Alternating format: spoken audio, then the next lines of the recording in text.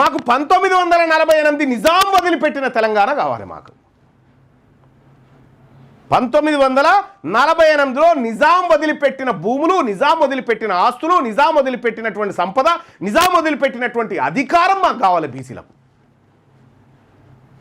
అక్కడ నిజాం దగ్గర గుంజుకొని నిజాంని పిచ్చి కుక్కగా చిత్రీకరించి నిజాం అనేటోనికి మనకు అసలు ఉస్మానియా దవాఖానా గురించి ఇలా రేవంత్ రెడ్డి నిన్న రివ్యూ నిర్వహించి దాని గురించి మాట్లాడుతూ ఉస్మానియా దవాఖానా తొందరగా కంప్లీట్ కావాలని. ఎవరు కట్టించిండు ఉస్మానియా దవాఖానా? హైకోర్టు బిల్డింగ్ ఎవరు కట్టించారు? పాత గాంధీ ఎక్కడిది? బొక్కల దవాఖానా ఎక్కడిది? Ortho hospital, MNJ cancer hospital ఎక్కడిది? ఈ అసెంబ్లీ బిల్డింగ్ ఎక్కడిది? ఇవన్నీ నిజాం కట్టించినాయి కదా. ఆ నిజాం సంపద మాకు రావాలి. ఆ నిజాం సంపద దొరలకు పెత్తందారులకు పోయింది.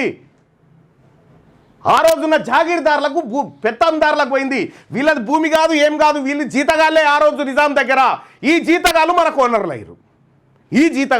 ఓనర్లయ్యారు. ఈ భూమికి, ఈ సంపదకు, ఈ మట్టికి, ఈ అధికారానికి అసలైన వారసులు బీసీలు. ఈ బీసీలు అధికారంలోకి రావాల్సినటువంటి అవసరం ఎంతైనా ఉంది.